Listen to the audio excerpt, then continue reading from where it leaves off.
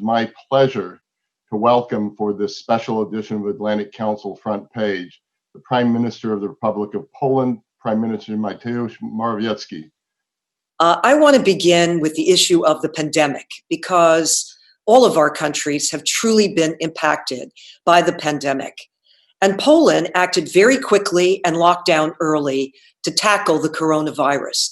Can you share with us what is the state of play today in Poland, and how are you faring? How are things faring? How are Polish citizens reacting? We would really like to hear this. And welcome. Thank you. Thank you, Paula. Thank you, Fred. Yes, we've acted very quickly. Since the beginning of the pandemic, we have had 45,000 cases and 1,700 people died. So we do everything possible to maintain the threat of pandemic as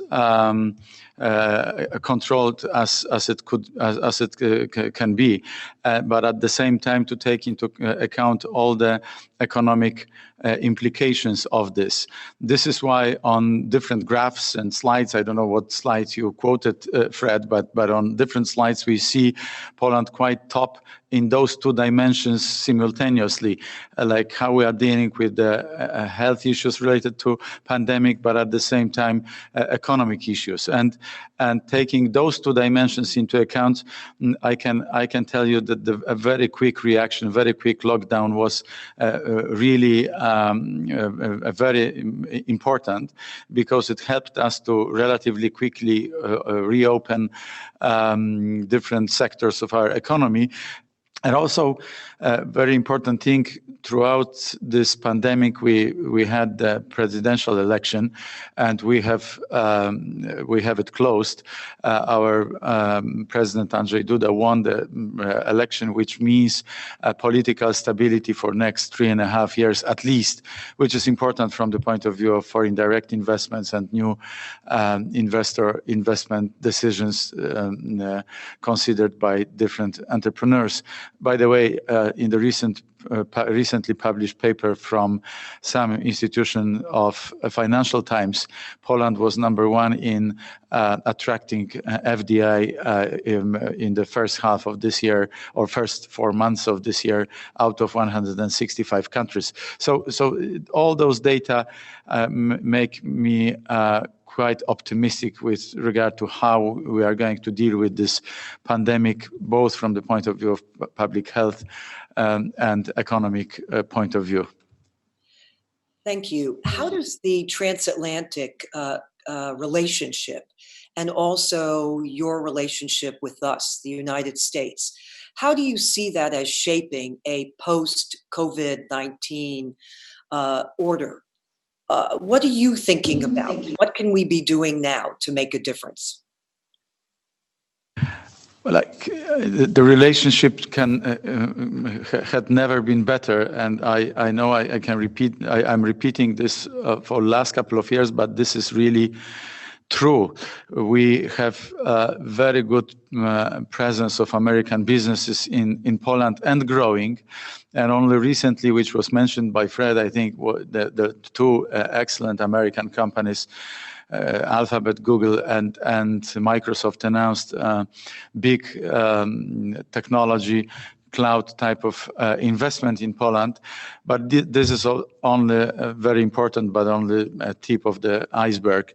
We have hundreds of American entrepreneurs coming to Poland, doing business in Poland, but also treating Poland as part of the gate to the European Union, which works very well also because the European Union is a market of 450 million inhabitants, one of the most developed markets in the world, and Poland is the most rapidly developing economy in the European Union, and this is why I think that Poland being at the same time very pro-European nation and country, and at this very same time very much pro-American nation and country is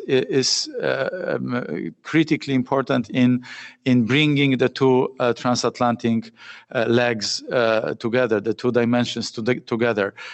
Now, it has just been announced that the United States is moving forward with plans to withdraw 12,000 troops from Germany. What's your view on this withdrawal from Germany? Well, I think that NATO alliance is so important for the world to keep peace that we would like all such moves to be done in consensus. That's one point. Second, of course, we understand that this is a sole prerogative of the U.S. To decide about how many troops they want and where.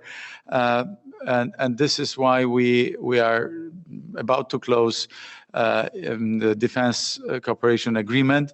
Our last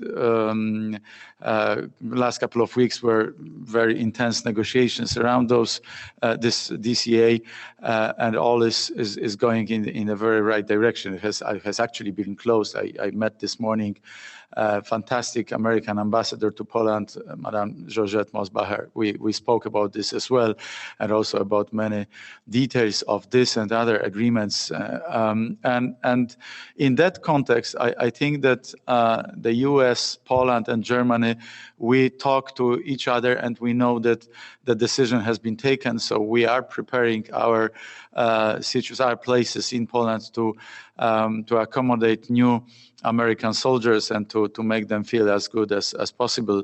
But at the same time, I do emphasize this cooperative aspect of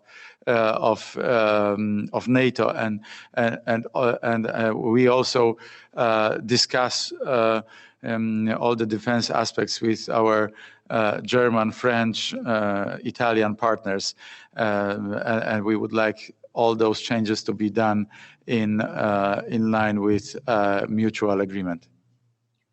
Mr. Prime Minister, you mentioned earlier that Poland just had an election and that President Duda was in fact re-elected president. Could you share with us what are going to be the priorities of his administration going forward? We now have political stability. Sure. What's his priority? It is a very strong investment in innovation. It's modernization of our infrastructure, because in the post-communist era, Poland suffered very poor infrastructure. It was only the last 15 years when we were able to improve our motorway, or actually build our motorways, and lots of investment in railway.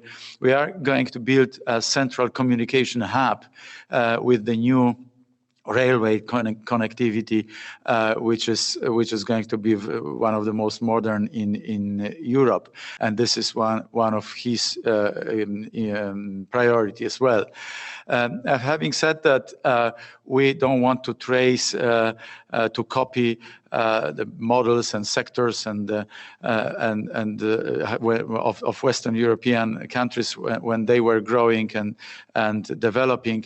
We would like to invest as much as possible in new technologies like 5G, together with the United States and other Western European allies, but also the new technologies like artificial intelligence and cloud computing, Internet of Things, and so on.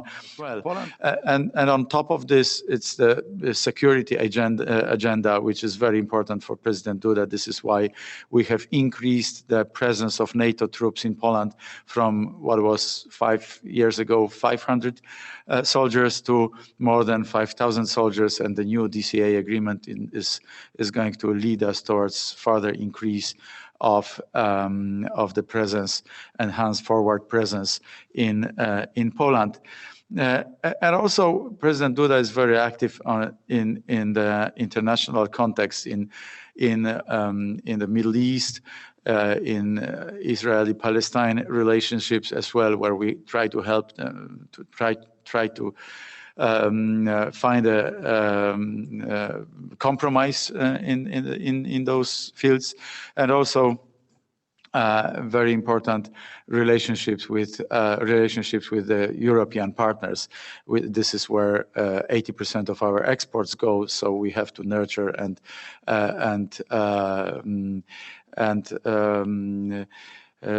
we have to nurture and support all the relationship with our European partners as well.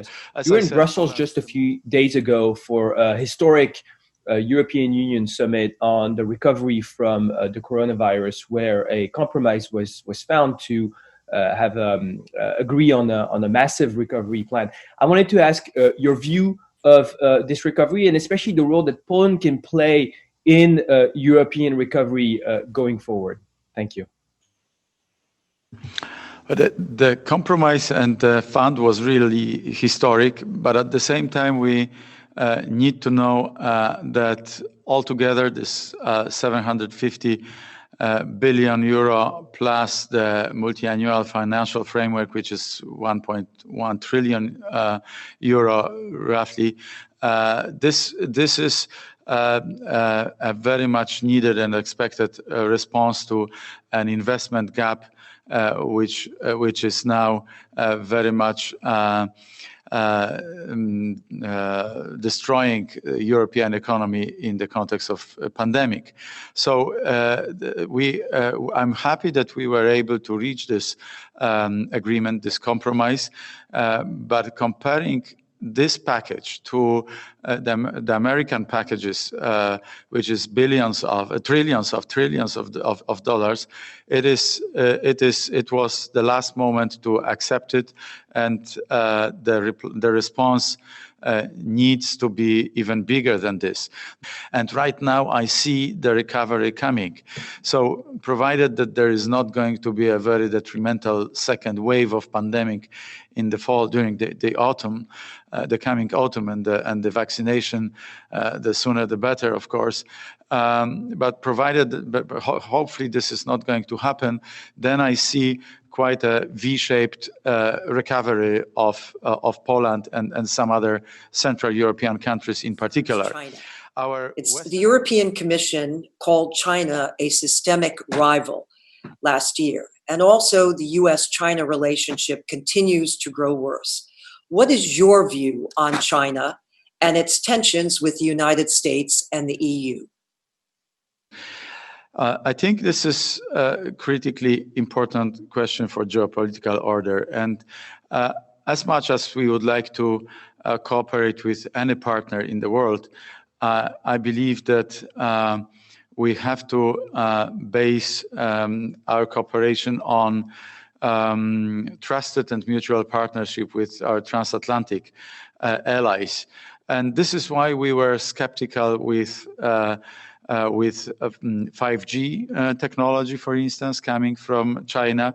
And also in that context is public information, so I can mention that we have arrested two Huawei spies. So we see jeopardies coming from this direction, and we would like to cooperate with China, but we would like this cooperation to be more balanced. That's one point, because right now our ratio export to import is 1 to 12. You wouldn't believe it probably, but it is true. It's 1 to 12. So it's highly unequal, imbalanced, and not good for Poland from this point of view. We would like to change it, and we discuss with our Chinese partners if we want to preserve peace and freedom and democracy, and if we want those three values, founding blocks of Western world, to be spread around the globe further. So this is why we are also translating European fears and expectations and observations into American language, and vice versa. We are explaining American fears and observations to our partners in the European Council. So before we close, let me thank you, Mr. Prime Minister, for your time and insights.